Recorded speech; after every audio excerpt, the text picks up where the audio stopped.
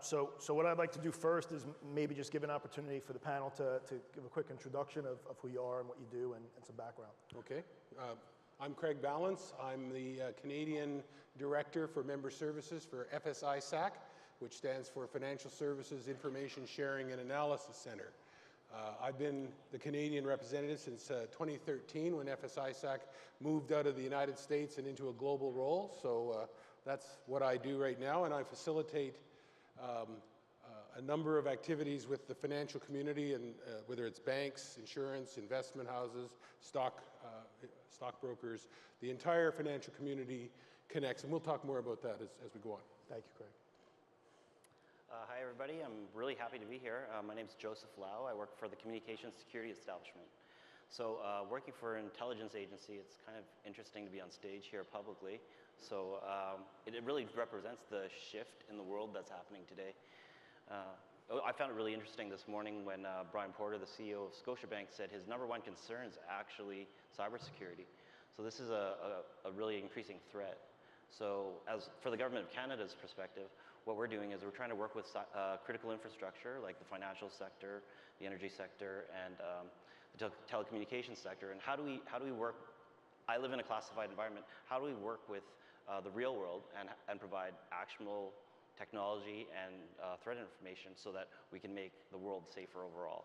So honestly, 2 years ago, I wouldn't be upstage here, but I don't think 3 years ago, the CEO of Scotiabank is going to say he worries about cybersecurity as his #1 concern. Hi, I'm Gwen Beauchemin. I'm the Chief Information Security Officer for Payments Canada.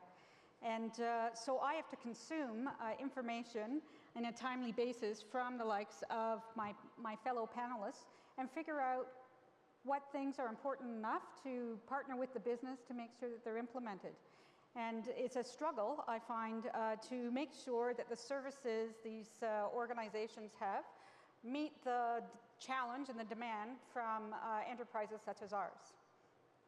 Thank you. So the challenge that we're looking at is really, should we be doing more? What are we doing more in the industry space? What are we doing more specifically in Canada? Are we doing enough? Throughout the last 2 days, I've heard a lot about innovation. Is security stifling innovation? Is it an enabler to innovation?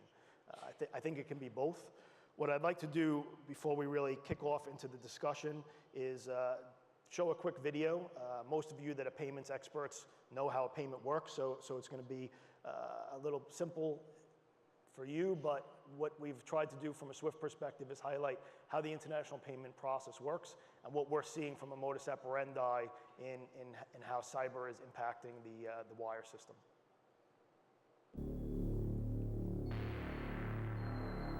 (1866), Liberty, Missouri. The first official bank robbery. Many would follow. Now fast forward 150 years.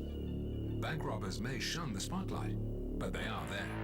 When money flows turned digital, so did the criminals. And with the vast amounts traveling around the globe at high speeds, the stakes are high, attracting sophisticated cyber criminals. They are better organized than ever, well-funded and concerted in their attacks. First, let's have a look at how wire payments work. A customer instructs the bank, electronically or manually, to make a payment. After verification, the instruction is fed into the bank's back-office payment system, which carries out further checks. It then generates a payment message with all the necessary details like currency, amount, and beneficiary information. In the case that SWIFT is being used, this will be a SWIFT message. In this case, the message is transferred to the interface from which it's sent out of the bank via the SWIFT network. Customers should secure this process with multi-factor authentication and transaction verification and authorization reviews. The receiving bank gets the message, checks its validity, debits the sending bank's account, and either credits the beneficiary or relays the instruction to another bank. The receiving bank then returns a message to the sending bank to confirm the fund transfer.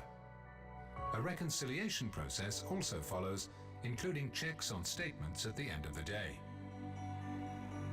How criminals work. Cybercriminals can be very creative and clever.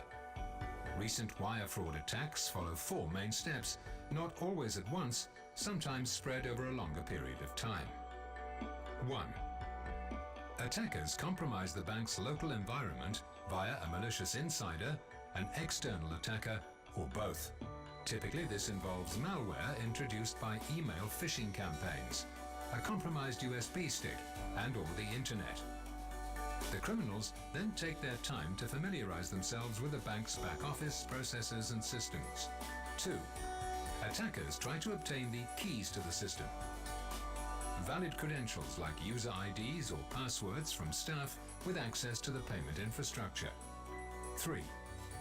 With the obtained credentials and knowledge, attackers can now log in, impersonate the operators, and submit fraudulent payments, all without raising suspicion. 4. To make sure the fraudulent fund transfers proceed undetected, attackers try to hide the evidence, often with malware that deletes or manipulates records, or by tampering with payment data logs. These attacks are sophisticated, but we have no indication that SWIFT's network or core messaging services have been compromised. The common starting point has always been a security breach of a local environment at a customer firm. These breaches will have been made possible by weaknesses in those customers' local security setups.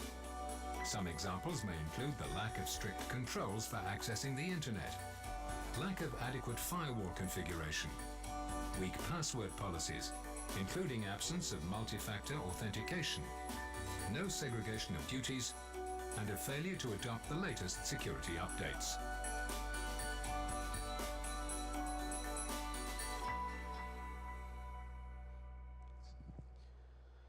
So to the panel, I think what we tried to do there was illustrate, what's the modus operandi that we're seeing from an international wire perspective, what we're seeing from a SWIFT network perspective. Maybe Joseph, you can give us a sense of, from a private versus public sector, what are we seeing in the space, what are we seeing in Canada from a modus operandi, as well as the actors that are playing in the space? Sure. So I would say, first of all, financial sector is by far the most targeted sector out there, because that's where the money is. So I guess there's 3 points I'd like to make. The first one is that the sophistication and the complexity of the attacks are increasing a lot. We saw last week with the WannaCry that there's nation-state level capabilities that are being released into the wild and causing havoc. So what we're seeing there is, well, for lack of a better term, innovation in the cybercrime community. So it's been eye-opening to me over the last, I guess, 24, 30 hours, hearing about all the great things people are doing in the payments industry. Well, the cybercrime actors are doing just as much innovation. In 2019, Forbes actually projects that the amount of losses from cybercrime is going to be $2 trillion US. That's a lot of money. And so that's the incentive that they have. The second point I wanted to make was that the barriers for entry are lowering really quickly. So going on the internet and with a couple $1,000s, I can buy some really complex and sophisticated attacks. So we're going to see more and more of that happening, where since it's more complex but the barrier is lower, we're going to see more and more attacks. Thirdly, and I don't know that there's been that many sessions here, but the number one issue we see is actually the insider threat. And I know from a FSI-SAC perspective, Craig will probably speak to this a little bit more, there's a lot of energy and effort that's being spent on addressing that insider threat. Regardless of how good your cybersecurity posture is, the insider threat's still at the top of the list of potential threats. Thanks. Maybe Craig, you want to jump in on that? Right. Well, one of the purposes the FSI-SAC organization serves is to exchange information and provide a facility for financial institutions to not just exchange attack information, but education and learning, infrastructure advice, things of that nature.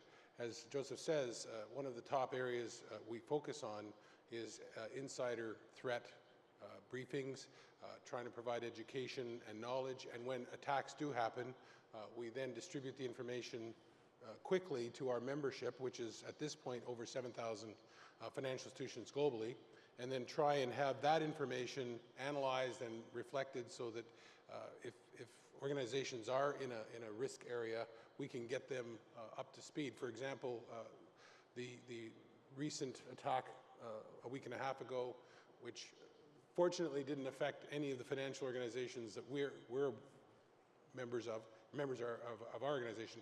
We had a briefing the next day and making sure that everybody had a very clear view of what it was they needed to look at and protect themselves from. So that whole idea of sharing knowledge, expertise, and in fact data around the attack itself is fundamentally what we do. So the key there is education, information Education sharing. and information that's actionable.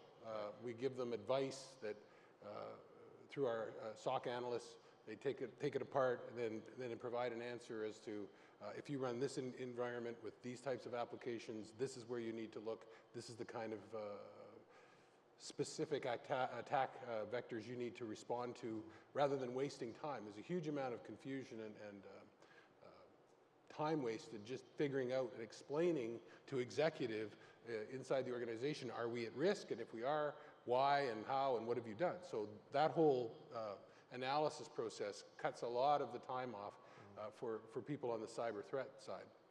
One thing I want to mention at this point too, and it's particularly germane to this group, is we're trying also to educate for insider threat and others, the business side to the cyber protection side inside organizations. A lot of times the cyber folk in organizations and outside don't have a clear view of how the business works and what they should be protecting and sometimes why. So the idea is if we can build more insight between those organizations inside the company, the more protected everybody will be. Right. So Gwen, maybe as the CISO, right, to touch on that, how do you bring together the operations and the security teams and the IT teams to all be playing to the same understanding of what the modus operandi is, what the IOCs are, and who the threat vectors are? Yeah, I think it's really important for companies to have a clear governance that includes the IT, the risk and security, as well as the business. And having that conversation, whether you're deciding to put a fix in place at a particular time after a patch is done, or deciding not to put a patch in place because of the business risk outweighs the IT security benefit of a particular patch. That needs to be a wholesome conversation around all of the aspects of the business. If not, or if the IT and the security folks can't put it into business speak, then what are we doing? It is really gone far beyond take your computer and like what you get, and IT will come back in a couple of years and give you a new one.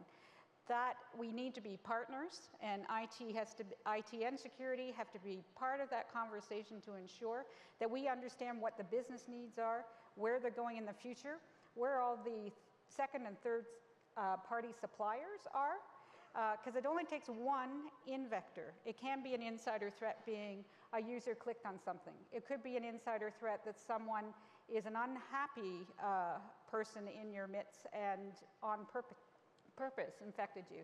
It could be one of your suppliers. And with those same threats. And so the vectors of where this could come from are infinite. Because we talk to some of our members and they'll have 30,000, 40,000 suppliers. So understanding that is just that rich conversation and ensuring you've got good hygiene inside your network. Thank you. So I think one of the focuses of this session is what are we doing, right? And how do we do more, and are we doing enough? From a SWIFT perspective, and I'm going to try and do one of the polling questions and see how well they work. So if folks are aware of the polling process on the app, there's a function where you can go to this session specifically, and then you'll see a poll button. We'll see if it works. If not, we'll try to use a raise of hands type of model. But from a SWIFT customer security program that we put in place in May, if you can give me a sense of where you are in this, are you an expert? Are you familiar with the program? You've heard the term, or you have no idea what it is?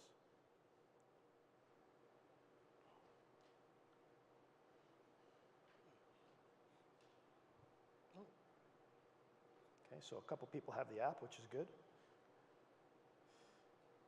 So it looks like we don't have a lot of experts, but at least people that are familiar with it or engaged, or have people in their organization that are engaged in it. So to give you a quick overview of the program itself, Swift runs the network through which all this traffic flows, but we don't own the endpoints. So with 11,000 endpoints in 210 countries and territories, we made a decision that as a cooperative, while we can't protect the endpoints directly, we can provide education and we can provide a change in the model and what people are doing and bring the level of security hygiene to a minimum level throughout the community.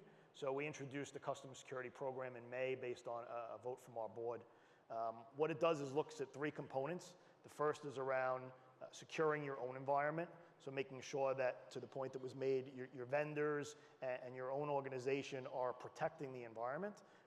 Doing that, we've done now through a set of 26 security controls, and finding to make sure that people are meeting those controls, the minimum 16 mandatory controls to create the greatest level of hygiene and business best practices, and those are based on the industry standards NIST and ISO and PCI.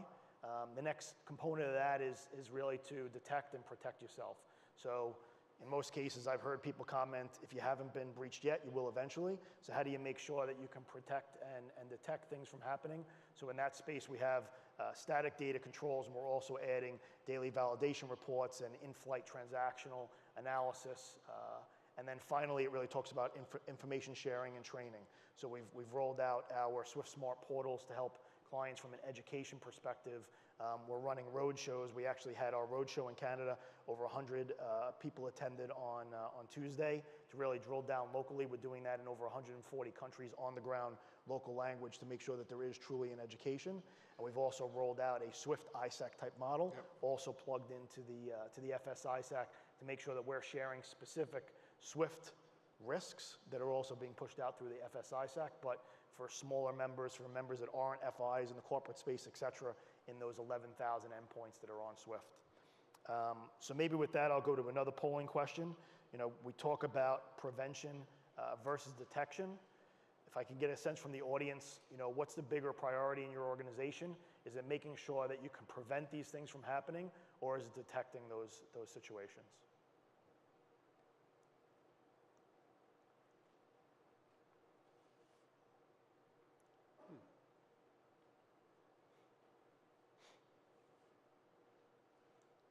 So it looks pretty constant as a higher level of prevention.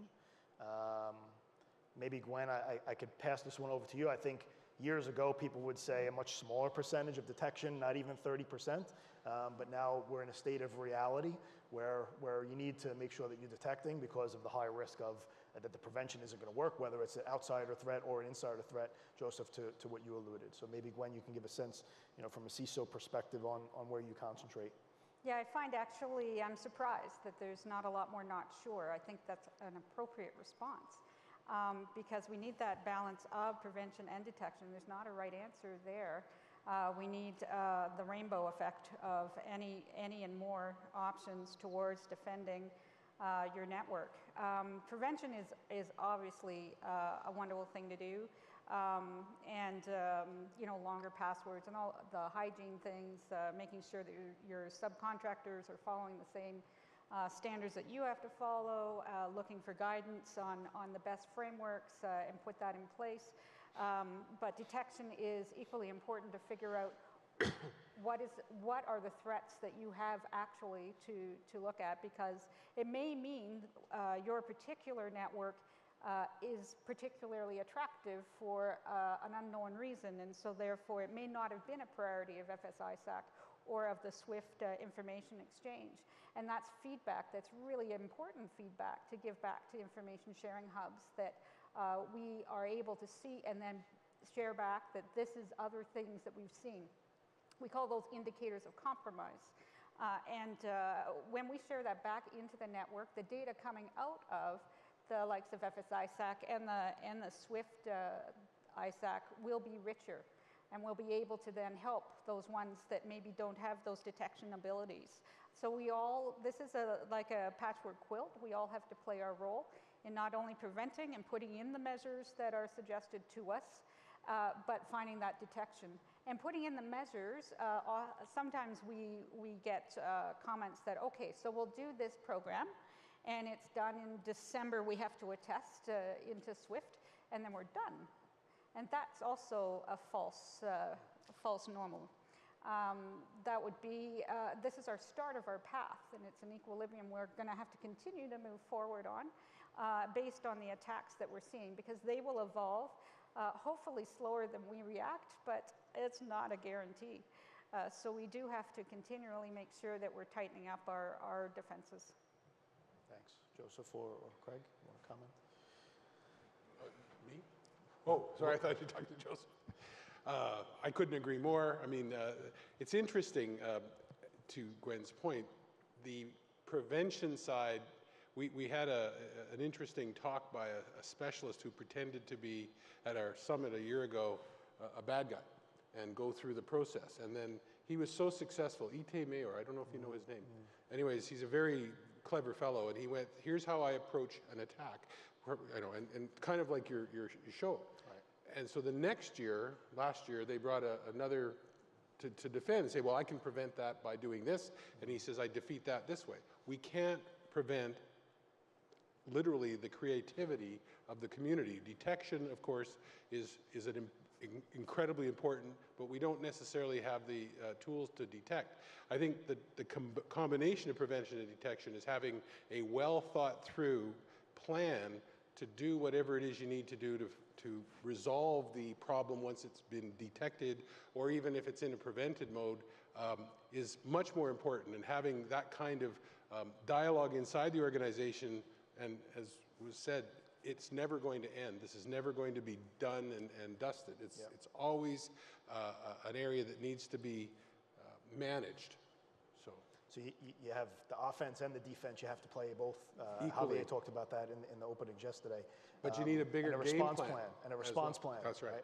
On top of the defending and Exactly. the prevention. Joseph, maybe some other comments from a public sector versus private sector? Sure. So I've had the opportunity to talk to people in multiple sectors in Canada, and one of the things that I found really disturbing is it's great to talk about prevention, it's great to talk about detection, but you actually have to have situational awareness about what your network looks like. So one of the first questions I might ask if I was talking to some senior architect at, let's say, a bank, and what does your network look like? What's the important information on your network? There's some basic questions that it's really hard to defend a system or a network or an enterprise if you don't know where your crown jewels are. You don't know what's connecting to your network. So there's a lot of work to be done across the board for all sectors. Financial sector is actually probably the best protected, but at the same time, I think there's a lot of work to be done just to understand the scope of the problem. So that's what I've seen a lot of is it's just disturbing that I ask you, for example, what does your network look like, your IP ranges, et cetera, or where are your important servers, and sometimes I don't get a comfortable answer, and that's really scary. Yeah. And I think, too, our network is continually expanding, and that's problematic. And so the business wants us to become more online, more Bluetoothy, and so it doesn't matter the industry, whether I've seen it in oil refineries to financial networks, that digitizing or putting online all of this information so that your water coolers always have water in them may not be the safest thing to do, because those water heaters could be taken over by malicious actors and then turned against you, and you never would have thought that a water cooler would do that. Joseph, to that point, I mean, do you think we're doing enough, or we're totally not there yet, or we're somewhere on the road? So the most encouraging thing I've heard was this morning when Brian Porter says cybersecurity is the number one on my list of worries, right? So it's actually an awareness issue first, and then you can start coming up with concrete actions to take based on a well thought out strategy. So that's actually encouraging to me. I think that, as I mentioned earlier, the financial sector is way ahead of the other ones, most of the other ones. And the fact that there's senior level C-suite executives, board members all worrying about this, that's great. So I think the direction's the right way. I think it's a race though, right? They're racing to $2 trillion worth of theft in 2019, according to Forbes. And how much does a regular organization spend on cybersecurity? Right. So because the bad guys are innovating as quicker than we are. Absolutely. Yeah, yeah. And maybe that comes back to information sharing, right? They're sharing, as Joseph said, all the time, right? And we've had a lot of barriers on sharing. I know FS-ISAC was more of a America, US thing in the beginning. I know there's been a big push here in Canada as well as in Australia to push out that sharing. I do have another polling question around membership, right? So it'll be interesting to see how many people in the room are actually either a member of FS-ISAC or the CSIRC here in Canada. See, I keep you engaged because you have to keep doing the polling. Awake after lunch.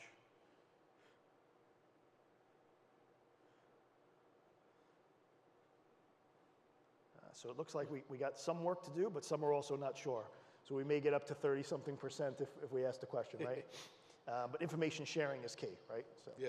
One thing I want to mention right behind what Joseph was saying, so you don't have to be a member of FS-ISAC to participate, but every year in the September timeframe, we run something called CAPS, C-A-P-S, which stands for Cyber Attack Against Payment Systems. It used to be a different acronym, but that's what it's called now. And you don't have to be a member to participate in this. You can enroll on our website. You can participate in the activity. There's a scenario, a series of multi-day scenarios created. Both your business and your cyber people have to be engaged on this. This is not just a cyber attack for the cyber people, it's for the business side too. And when you engage on this, there's a series of things that will start to happen, and then it tests whether you have awareness on how to respond to this, action, and internal business linkages in order to resolve. So excuse me, I encourage you, if you are a little mystified about how things are going for you, take a look at it. There's no need to be a member, as I said, and you don't have to become a member afterwards. It's strictly an exercise we create. We're a nonprofit organization, so the idea here is to strengthen the crowds, right. Strengthen the herd. Yeah. Yeah. And Joseph, from a public versus private sector, how do you manage the sharing between the two? Because there's a lot of restrictions in sharing between the two, as well as sharing over borders or internationally, right? So I'll answer that in two parts. First of all, we have really good partners at Public Safety. So the Government of Canada has my organization at Public Safety, and Public Safety CSIRC. So the poll was actually CCIC. It was supposed to be CSIRC. So I'm sure Gwen picked up on that as well. They've been very good at aggregating and sharing information with Canadian enterprises.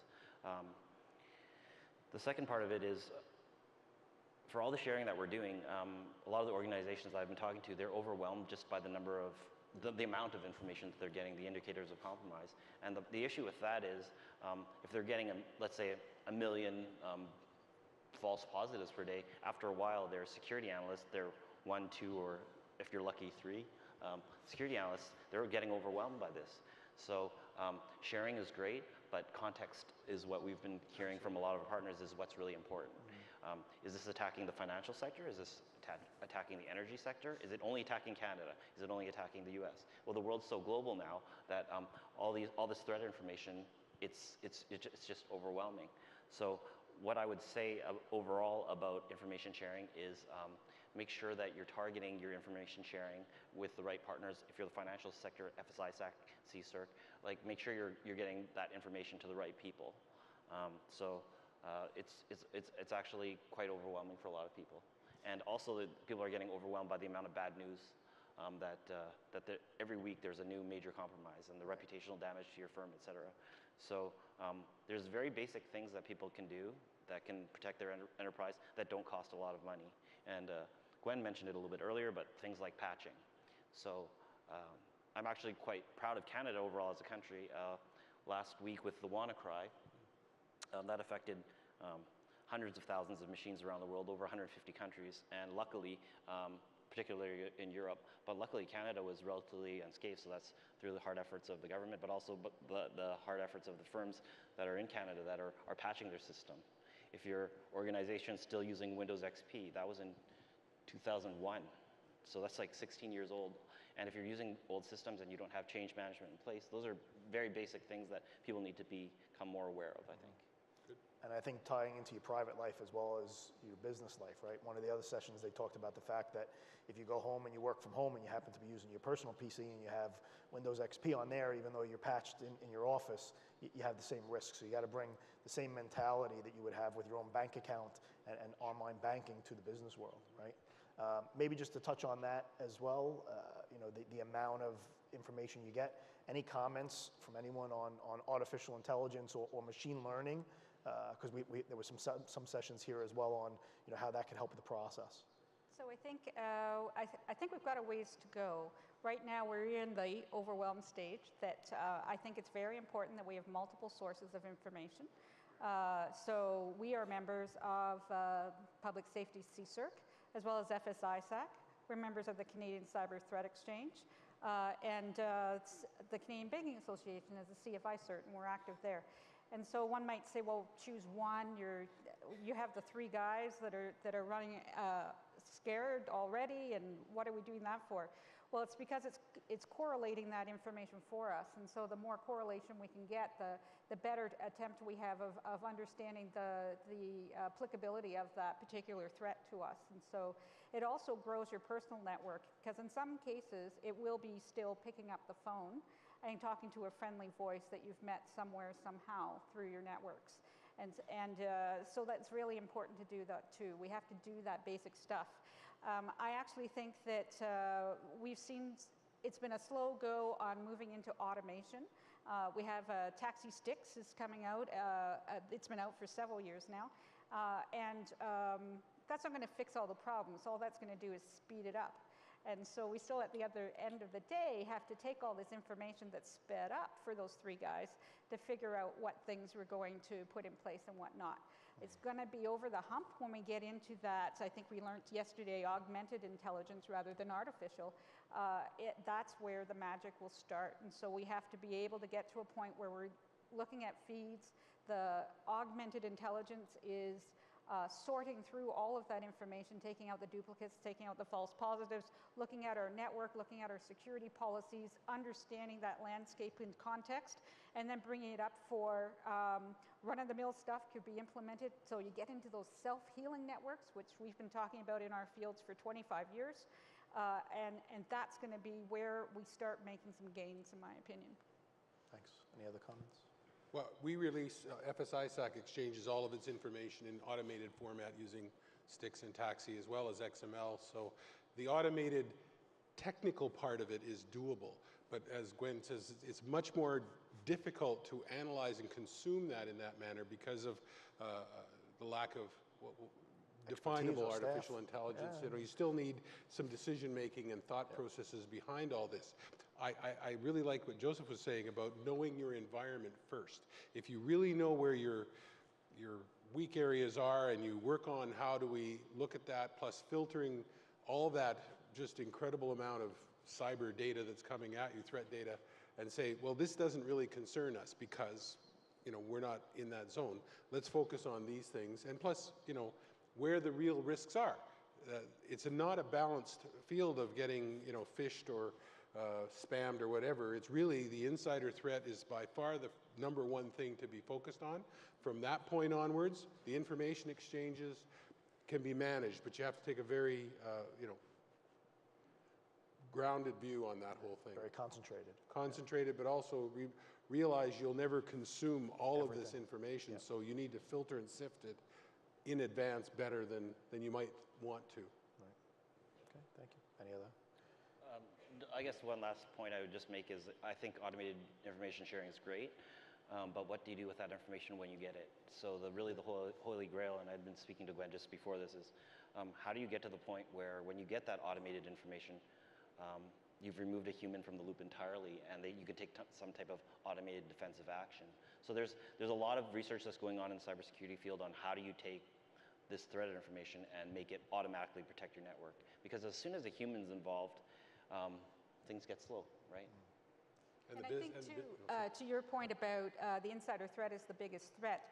Sometimes we, as cybersecurity professionals, we like to make it hard on our employees around us, saying that we're going to give you phishing attacks and tell you gotcha because you clicked on something. And Since it's our biggest threat, and the attacks coming in, the phishing attacks coming in are so sophisticated, we should be operating in a very welcoming environment to staff to bring forward issues that they think might have been attacked to them without the phishing result. Really have that as a positive learning experience, as to say that, oh, I recognize this and this, but I didn't recognize that. And rather than being in that punitive thing, I think that would be important to bring our knowledge up and the fear of clicking on something really go down. Okay, thanks. So what I'd like to do now, if we can, is open it to the audience. We have a few minutes left, and see if there's any questions from the audience. There's a couple microphones out there.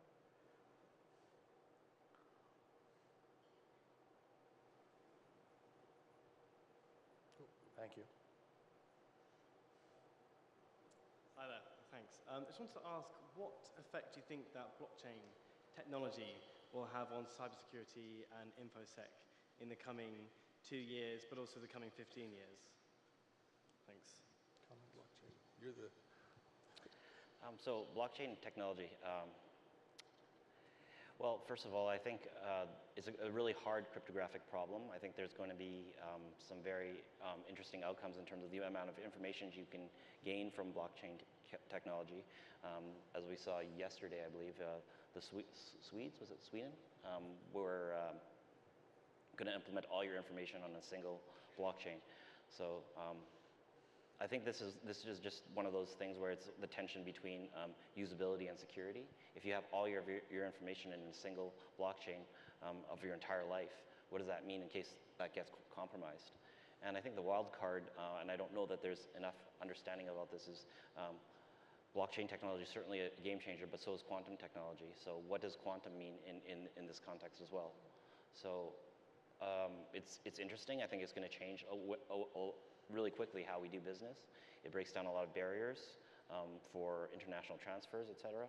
But there's also quite a bit of risk involved with tying your entire life into a single card of some sort. But I think there are some interesting applications for blockchain. This morning I sat in on the DIAC panel about privacy and looking at a digital record and the standardizing on that. If you match that then with blockchaining on the protection of it, it may mean that when we're looking at our ISO 20022 and all of the fields, that maybe we can have encrypted, if we want quantum encrypted, fields for that personal information, so it's not in the clear because we've already had a trusted blockchain authoritative check, and therefore de-risking that information stream. Question? Hello. So if you were Prime Minister for a day, what one thing would you do to seriously move the needle on making security like a early design decision, so we can actually leapfrog and be much more secure several years from now, instead of sort of the catch-up game, wait for a problem, react, throw money at a burning fire.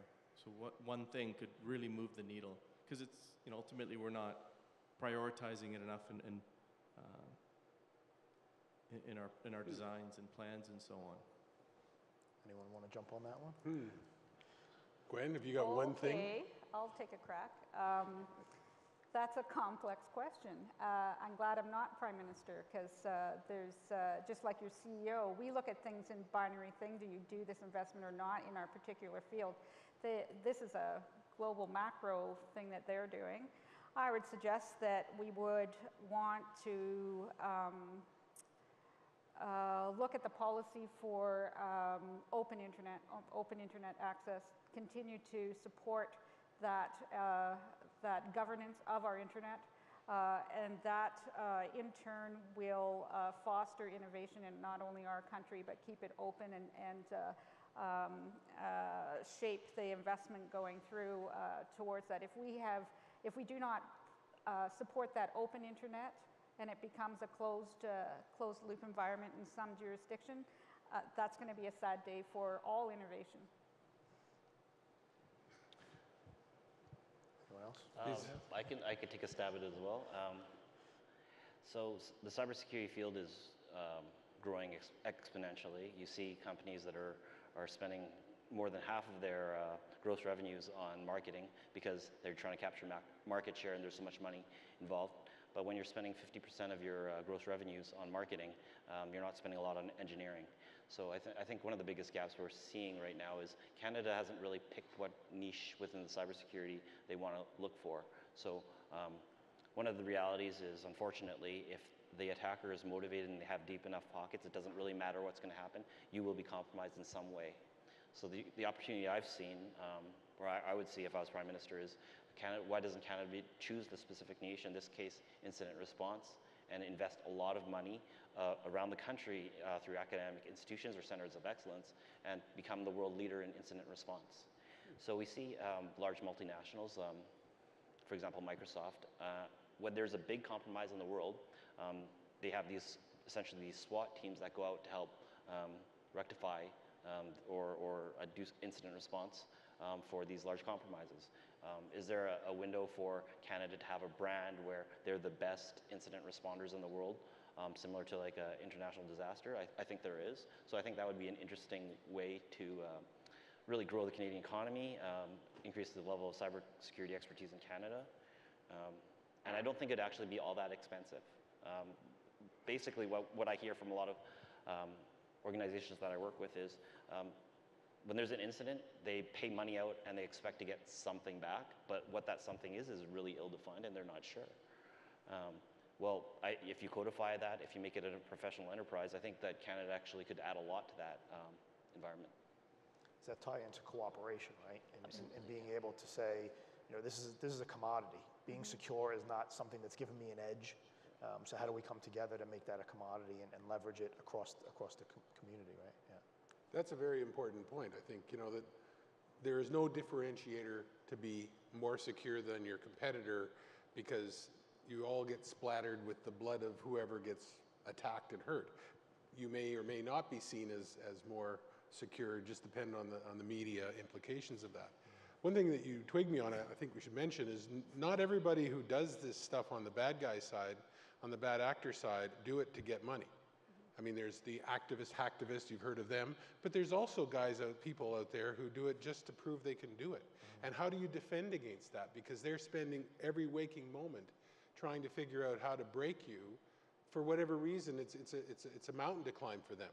So, it's not easy to protect against somebody who's just got that kind of mindset.